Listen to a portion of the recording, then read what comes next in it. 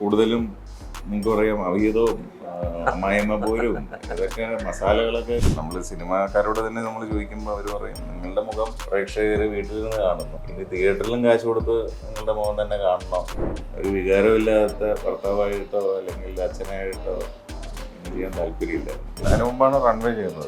ദിലീപ് തന്നെ വിളിച്ച് എനിക്ക് തന്നാണ് ആ ക്യാരക്ടർ. ആണുങ്ങളിലെ അല്ലെങ്കിൽ മെയിൽ ക്യാരക്ടേഴ്സിനെ ഇടിച്ചു താത്തിക്കൊണ്ട് ഉള്ള ഒരു സംഭവം താല്പര്യമില്ല. ഇവിടെ അങ്ങനെ ഒരു ചാൻസ് ചോദിച്ചു കഴിഞ്ഞാല് വിളിച്ചിട്ടല്ല നമ്മള് ഡാൻസ് തന്നെ. നമുക്ക് പൈസ ചോദിക്കാനും പാടാം. പൈസ ചോദിക്കാനും നമുക്കൊരു ബുദ്ധിമുട്ടാണ്. ഹായ് ഹലോ നമസ്കാരം. മൂവി വേൾഡ് മിനി സ്ക്രീനിലേക്ക് സ്വാഗതം. നമ്മൾ പല കാര്യങ്ങൾ ചിന്തിക്കുമ്പോൾ ചില ആർട്ടിസ്റ്റിനെ കുറിച്ച് നമ്മൾ ചിന്തിക്കാറുണ്ട്. പഴയ കാലഘട്ടമായാലും പുതിയ കാലഘട്ടമായാലും ചില കഥാപാത്രങ്ങൾ ചെയ്തു വെച്ചിരിക്കുന്ന കാര്യം ആലോചിക്കുമ്പോൾ, അതായത് സീരിയലിലായാലും സിനിമയിലായാലും നമ്മൾ ഈ ഒരു വ്യക്തിയെ മറക്കില്ല. അത് അത്തരത്തിലുള്ള കഥാപാത്രങ്ങളാണ് നമ്മൾ മുന്നിലേക്ക് വന്നിട്ടുള്ളത്. തീർച്ചയായിട്ടും നമുക്ക് സ്വാഗതം ചെയ്യാം. വലിയൊരു ബ്ലെസ്ഡ് ആണ് ഞാൻ. ചേട്ടാ നമസ്കാരം. ഞാൻ ആദ്യം തന്നെ ഒരു കാര്യം പറയട്ടെ. Hats off. കാര്യം ചേട്ടൻ ഇവിടെ വന്നിരുന്നപ്പോൾ തൊട്ട് വന്നിട്ടാണ് അവിടെ വന്നിരുന്നത്. കാര്യം ഞാനങ്ങനെ എല്ലാ ആർട്ടിസ്റ്റുകളും അത് കാണാറില്ല. കുറേ ആർട്ടിസ്റ്റുകൾ ഇന്റർവ്യൂ എടുത്തിട്ടുണ്ട്. ഈ പറഞ്ഞ ഞാൻ പോലും അങ്ങനെ വന്ന് ക്യാമറയെ പോലും ഒന്ന് തൊട്ടിട്ടല്ല വന്നിരിക്കുന്നത്. അപ്പോഴത്തേനും മനസ്സിലായി കലയോടുള്ള സ്നേഹം. പറയൂ ചേട്ടാ, കുറെ വർഷമായി സ്പെക്സ് ഉള്ളൊരു ചേട്ടനെ കണ്ടോണ്ടിരുന്നത്.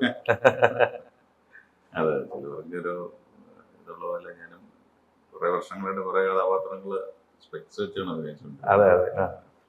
പിന്നെ ചിലപ്പോൾ ഇടയ്ക്ക് ഇപ്പൊ താടിയും നമ്മളിപ്പോ കഥാപാത്രങ്ങൾ ചെയ്യുമ്പോൾ അതിനനുസരിച്ചുള്ള രൂപം ഇപ്പം ചെയ്തുകൊണ്ടിരിക്കുന്നത് കനൽപ്പൂ എന്ന് പറഞ്ഞ സീരിയലാണ്. അതിന്റെ ഒരു വേഷത്തിലാണ്. പലവർക്കും ഈ പണ്ട് വർഷങ്ങൾക്ക് മുമ്പൊക്കെ ഈ പറഞ്ഞ പോലെ റൺവേ ചെയ്യുമ്പോഴും മമ്പഴക്കാലം ചെയ്യുമ്പോഴൊക്കെ സ്പെക്സ് ഉണ്ട്. സമയങ്ങളിലൊക്കെ പടങ്ങളൊക്കെ അന്ന് കണ്ടിട്ടുണ്ടല്ലേ? ഇപ്പൊ വരുമല്ലോ, ചാനൽസിൽ വരുമല്ലോ, കണ്ടിട്ടുണ്ട് ഉറപ്പായിട്ടും. അതെ അതെ. അതാണ് നമ്മളൊരു സിനിമ ചെയ്യുമ്പോഴൊരു ഗുണം എന്ന് പറഞ്ഞാൽ അതാണ്. നമുക്ക് റിപ്പീറ്റഡ് ആയിട്ട് കാണാൻ പറ്റും. ഇത്രയും വർഷമാണെങ്കിൽ പോലും പ്രേക്ഷകരുടെ മനസ്സിൽ ഇങ്ങനെ നിൽക്കുക. സീരിയലിന്റെ ഒരു സംബന്ധിച്ചുള്ള ഒരു കുഴപ്പമെന്ന് വെച്ചാൽ വൺ സ്റ്റൈൽ കാസ്റ്റ് ആയി കഴിഞ്ഞാൽ കാണാനുള്ള സാധ്യത കുറവാണ്. പിന്നെ നിനക്കിട്ട് യൂട്യൂബ് ഒക്കെ എടുത്ത് വീണ്ടും വീണ്ടും ഞാൻ കണ്ടോണ്ടിരിക്കാറില്ല. നമ്മൾ തന്നെ ഇങ്ങനെ കണ്ടോണ്ടിരിക്കണം, മെച്ചപ്പെടുത്താമായിരുന്നോ എന്നുള്ളതിനെ തോന്നാം. അതുപോലെ തന്നെ അതിശയിപ്പിക്കുന്ന ഒരു കാര്യം എന്ന് വെച്ചാൽ അതിനകത്തൊക്കെ നമ്മൾ കേട്ടിട്ടുണ്ട് വോയിസ്. പക്ഷെ ഞാൻ ഫസ്റ്റിലെ ചേട്ടനോട് റൂമിൽ സംസാരിച്ചപ്പോൾ വോയിസ് കേട്ടപ്പോൾ ആ ഡെപ്ത് എൻ്റെ നെഞ്ചിൽ വന്ന് ഇടിച്ചു എന്നുള്ളതാണ് സൗണ്ടിൻ്റെ.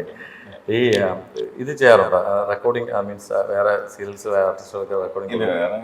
ഞാൻ സ്വന്തമായിട്ട് മാത്രമേ ചെയ്യാറുള്ളൂ. ഭയങ്കര ഇത് കേൾക്കുന്ന പോലെ അല്ല നമ്മൾ ലൈവായിട്ട് വന്നിരിക്കുമ്പോൾ. എല്ലാവരും ഡബ് ചെയ്യാറില്ല, പല ആർട്ടിസ്റ്റുകളും ഡബ് ചെയ്യാറില്ല, പ്രത്യേകിച്ച് സീരിയലിൽ കിട്ടും. അതെ.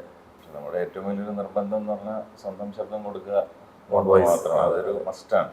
ഇനിയിപ്പോൾ അതിന് എന്ത് കോംപ്രമൈസ് ആണെങ്കിലും വേഷം ഇല്ലെങ്കിൽ പോലും കുഴപ്പമില്ല. പക്ഷെ നമ്മളത് ഓൺ വോയിസ് തന്നെ കൊടുക്കണം എന്നുള്ളൊരു നിർബന്ധ ബുദ്ധിയുണ്ട്. അല്ല, അതിന്റെ കാരണം നമ്മളെ എവിടെയെങ്കിലുമൊക്കെ തിരിച്ചറിയുന്നത് ചിലപ്പോൾ സൗണ്ടിലൂടെ തിരിച്ചറിയാം. തീർച്ചയായിട്ടും അല്ലേ? അതിനു വേണ്ടി കൂടി ആയിരിക്കാം. അല്ല, നമ്മുടെ ഫേസ് ചെയ്യുന്ന ഒരു പാറ്റേൺ ഉണ്ടല്ലോ. നമ്മൾ ചെയ്യുന്ന ഒരു കഥാപാത്രത്തിന് നമ്മൾ കൊടുക്കുന്ന ഒരു എഫേർട്ട്, അതിൻ്റെ ഒരു പാറ്റേൺ. ഇപ്പം ബ്രിജിത്താണെങ്കിൽ പോലും അത് ചിലപ്പോൾ ഒരു ഡബിങ് ആർട്ടിസ്റ്റിന്റെ കയ്യിൽ നിന്ന് കിട്ടിയെന്ന് വരില്ല. ലിപ്സിങ്ക് മാത്രമല്ലല്ലോ ഡബിങ് എന്ന് പറഞ്ഞാൽ. അതിൻ്റെ മോഡുലേഷനും അതിൻ്റെ ഒരു ബ്രീത്തും അതിൻ്റെ ഒരു കൊടുക്കുന്ന ബ്രേക്കിംഗ് ഉണ്ടല്ലോ. എല്ലാവരും ബ്രേക്കിംഗ് എല്ലാം നമ്മൾ നോക്കിയിട്ടാണ് ഇത് ചെയ്യുന്നത്. ചില സ്റ്റുഡിയോയിൽ ചിലർ എടുത്തിടാറുണ്ട് ആ ആക്ഷനിൽ. അതായത് ഇപ്പോൾ ഡബ് ചെയ്യുമ്പോൾ അത് എന്താണ് ഫീലിങ്സ്. ഇപ്പോൾ സെന്റിമെന്റ്സ് ആണെങ്കിൽ കരഞ്ഞുകൊണ്ട് അലറി വിളിച്ച് ചെയ്യുന്ന ആർട്ടിസ്റ്റുകളെ കണ്ടിട്ടുണ്ട്. അപ്പം ചേട്ടൻ എങ്ങനെയാണ് ചെയ്യാറുള്ളത്? കാര്യം ചേട്ടൻ്റെ ചില സീൻസ് സീനിന് എന്താണ് ആവശ്യം എന്ന് പറഞ്ഞാൽ അതിനനുസരിച്ച് നമ്മൾ കൊടുക്കുക എന്നുള്ളതാണ് ഡിമാൻഡ് ചെയ്യുന്നത്. ഓൾ ദ സീൻ ഡിമാൻഡ്സ് എന്നുള്ളത്. അങ്ങനെ അലറി വിളിക്കേണ്ട ഒരു കഥാപാത്രമാണെങ്കിൽ ചിലപ്പം, അല്ലെങ്കിൽ ആ സീക്വൻസ് ആണെങ്കിൽ അങ്ങനെയും ചെയ്യണം. അല്ല, നമ്മൾ എക്സ്പ്രഷൻ ഇല്ലാതെ ചെയ്യാൻ പറ്റുമോ?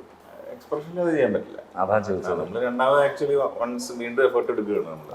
വീണ്ടും നമ്മൾ എഫേർട്ട് എടുക്കുക, മേക്കപ്പ് ഇടുന്നില്ല എന്നുള്ളത് മാത്രമേ ഉള്ളൂ.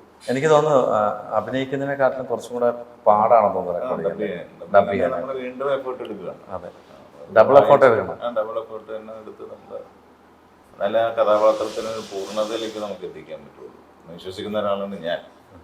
തീർച്ചയായിട്ടും അത് തന്നെയാണ്. ഒരു ഇത് പക്ഷെ നമുക്കൊരു പൂർണ്ണത കിട്ടണമെങ്കിൽ അത് നമ്മൾ തന്നെ ഡബ് ചെയ്യണം എന്നുള്ളൊരു ആഗ്രഹം. അല്ല, മിക്ക ആർട്ടിസ്റ്റുകളും പറയാറുണ്ട് നമ്മുടെ വോയിസിൽ ക്യാച്ച് ചെയ്യുന്ന ആൾക്കാരുണ്ട്. ചിലപ്പോൾ ഒരു ഷോപ്പിനകത്ത് നിൽക്കുമ്പോൾ പുറത്ത് നിൽക്കുകയാണ്, ചേട്ടൻ സംസാരിക്കുകയാണ്, ഈ വോയിസ് ഞാൻ എവിടെയോ കേട്ടിട്ടുണ്ടല്ലോ, അങ്ങനെ ക്യാച്ച് ചെയ്തിട്ടുള്ള ആൾക്കാരെ ഞാൻ പറഞ്ഞു കേട്ടിട്ടുണ്ട്. അങ്ങനെ അല്ല, അങ്ങനെയും സംഭവിച്ചിട്ടുണ്ട്. അതായത് വെച്ചാൽ ഇപ്പോൾ ഈ പറഞ്ഞ നേരത്തെ സ്പെക്സിന്റെ കാര്യം പറഞ്ഞ പോലെ, അപ്പോൾ എനിക്ക് അന്ന് കുറച്ചുകൂടി വണ്ണം ഉണ്ടായിരുന്നു, മെലിഞ്ഞു. അപ്പം ചിലർ പെട്ടെന്ന് ഐഡന്റിഫൈ ചെയ്തില്ലെങ്കിലും എവിടെ കണ്ടിട്ടുണ്ടല്ലോ, അല്ലെങ്കിൽ ഇന്ന അവിടെയാണോ ഇവിടെയാണോ എന്നിങ്ങനെ പറയുമ്പോൾ നമ്മൾ സംസാരിക്കുമ്പോൾ വോയിസിൽ റെക്കഗ്നൈസ് ചെയ്തിരിക്കുന്ന ആൾക്കാരുമുണ്ട്. ഈ നെഗറ്റീവ് റോൾസ് കുറേ ചെയ്തിട്ടുണ്ട്, കുറേ അധികം ചെയ്തിട്ടുണ്ട്. എനിക്ക് സീരിയൽസിലാണെന്ന് കൂടുതലും ചെയ്തിരിക്കുന്നത്. അങ്ങനെ ചെയ്യുന്ന സമയത്ത് പുറത്തിറങ്ങുമ്പോൾ പലരും പറയാറുണ്ട് ഇങ്ങനെ ചില പ്രശ്നങ്ങൾ നമ്മളെ കാണുമ്പോൾ നമ്മൾ അകറ്റി നിർത്താം, അല്ലെങ്കിൽ ഇങ്ങനെ എന്തിനാണ് ചെയ്തതെന്നൊക്കെയുള്ള ചോദ്യങ്ങൾ. മെയിനായിട്ടൊക്കെ ചെയ്യുന്നു ഒരു ഇന്റിമസി നമുക്ക് ചിലപ്പോൾ വില്ലൻ കഥാപാത്രങ്ങൾ ചെയ്യുന്നതുകൊണ്ട് പ്രേക്ഷകരുടെ കയ്യിൽ നിന്ന് കിട്ടാറില്ല. പിന്നെ ഈ അമ്മച്ചിമാരെങ്ങനെ പറയുമ്പോൾ ഞാൻ അങ്ങനെ ചെയ്തില്ലടാ ഇങ്ങനെ ചെയ്തില്ല അതൊക്കെ അമ്മച്ചിമാരെ പറയും. അവരാണല്ലോ കൂടുതലും എൻ്റെ ഓഡിയൻസ്. പക്ഷെ ഇപ്പോഴത്തെ ഇതിൽ നോക്കുകയാണെങ്കിൽ എനിക്ക് തോന്നുന്നു മെയിൽ ഓഡിയൻസ് ഒരുപാട് കൂടിയിട്ടുണ്ട് സീരിയൽസ് കാണാനായിട്ട്. പ്രത്യേകിച്ച് മെയിൽ ഓറിയന്റഡ് സബ്ജക്ട്സ് ഉള്ള സീരിയൽസ് ആണെങ്കിൽ തീർച്ചയായിട്ടും ഡെഫിനറ്റ്ലി മെയിൽ ഓഡിയൻസ് ഉണ്ട്. മെയിൽ ഓറിയന്റഡ് സബ്ജക്റ്റ് ആകുമ്പോൾ അതായത് ഞാൻ സ്ത്രീപദം എന്ന് പറഞ്ഞ സീരിയൽ ചെയ്തിട്ടുണ്ടായിരുന്നു. അപ്പോൾ അതിലൊരു മദ്യപിക്കുന്നതും ഒരു ഫാമിലി പ്രോബ്ലംസ് ഒക്കെ ഉണ്ടാക്കുന്ന ഒരു കഥാപാത്രമായിരുന്നു വേണുഗോപൻ എന്ന് പറഞ്ഞ ക്യാരക്ടർ. അപ്പോൾ അതിൽ ഒരുപാട് മെയിൽ ഓഡിയൻസ് നമ്മളെ തിരിച്ചറിയും, കാണാറുണ്ടെന്ന് പറയും ഒക്കെ ചെയ്തിട്ടുണ്ട്. കാരണം നമ്മൾ ഈ ട്രാവൽ ചെയ്യുമ്പോൾ നമുക്ക് ഒരു റെസ്പോൺസുകൾ കിട്ടുമല്ലോ. ആദ്യം ഇവർക്കൊരു ബുദ്ധിമുട്ടായിരിക്കും സീരിയൽ കാണുന്നുണ്ടെന്നൊക്കെ പറയാനായിട്ട്. അപ്പം അങ്ങനെ അവർക്കൊരു ഈ പെണ്ണുങ്ങളാണല്ലോ കൂടുതൽ സീരിയൽസ് കാണുന്നതെന്ന് വിചാരം അവർക്കുണ്ട്. പക്ഷെ അതുകൊണ്ടൊന്നും പ്രശ്നമില്ല. ആക്ച്വലി യാത്ര ചെയ്യുമ്പോൾ ഈ പറഞ്ഞ പോലെ ഈ നമ്മൾ പോലും പ്രതീക്ഷിക്കേണ്ട ഇതൊക്കെ ഇവര് കണ്ടായിരുന്നു എന്നുള്ളൊരു കഥ മുഴുവൻ നമ്മുടെ അടുത്തും കൊണ്ട് പറഞ്ഞു. കാണുന്നില്ല എന്ന് പറഞ്ഞ ടീമുകളാണ്. അപ്പൊ ഒന്നും പ്രതീക്ഷിക്കത്തില്ല നമ്മളന്നേരം. നമ്മളൊന്നും പ്രതീക്ഷിക്കുന്നില്ല. ശരി, അപ്പൊ നമ്മളങ്ങനെ കാണുന്നില്ല എന്ന് പറഞ്ഞ ആൾക്കാർ മൊത്തം കഥ ഇങ്ങോട്ട് പറഞ്ഞു തരിക. അപ്പൊ അവർക്ക് ഈ സീരിയൽ കാണുന്നത് എന്തോ ഒരു സ്ത്രീകളുടെ മാത്രം ഒരു വഴി. ബേസിക്കലി ഇപ്പൊ ഈ പറഞ്ഞ പോലെ തന്നെ പണ്ട് മലയാള മനോരമ അല്ലെങ്കിൽ മാഗസീൻസ് വായിച്ചോണ്ട് നോവൽ വായിച്ചോണ്ട് സ്ത്രീകളാണ് കുറച്ചുകൂടി അപ്ഗ്രേഡ് ചെയ്തിട്ട് ഈ പറഞ്ഞ പോലെ സീരിയൽ കാണുമ്പോൾ ഈ പറഞ്ഞ പോലെ തന്നെ കൂടുതലും നിങ്ങൾക്ക് പറയാം അവിഹിതവും അമ്മായിയമ്മ പോരും ഇതൊക്കെ മസാലകളൊക്കെ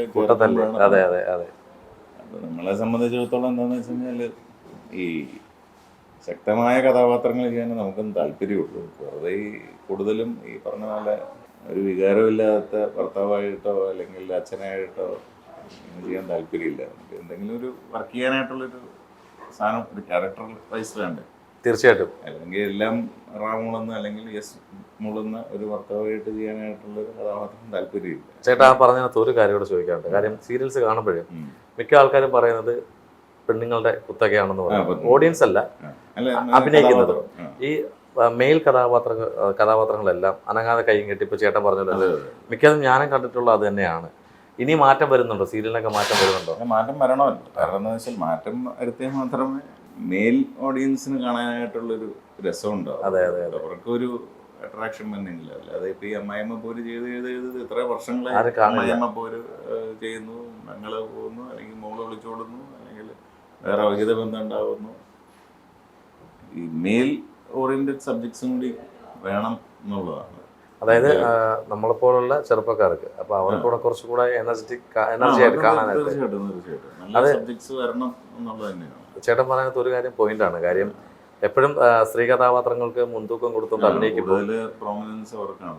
പ്രോമിനൻസ് എന്ന് പറഞ്ഞു കഴിഞ്ഞാല് പ്രോമിനൻസ് കൊടുത്താലും കുഴപ്പമില്ല. പക്ഷെ ആണുങ്ങളിലെ അല്ലെങ്കിൽ മെയിൽ ക്യാരക്ടേഴ്സിനെ ഇടിച്ചു താത്തിക്കൊണ്ട് ഉള്ള ഒരു സംഭവം താല്പര്യമില്ല. ഈ പ്രൊമനൻസ് കൊടുക്കുന്നതിന്റെ കൂട്ടത്തില് വീട്ടിലെ അമ്മമാർക്ക് ഏറ്റവും കൂടുതൽ കാണുന്നത് അല്ലെങ്കിൽ ചേച്ചിമാരെ പെങ്ങന്മാരൊക്കെ കാണുന്ന സീരിയൽസ് ആയിരിക്കും. അവൻ അങ്ങനെ കൊടുക്കണം, ഈ പറഞ്ഞ പോലെയാണ് അങ്ങ് വിളിച്ചോടി എന്നൊക്കെ പറയുമ്പോൾ ഈ അമ്മമാർക്കൊക്കെ രസമാണ്.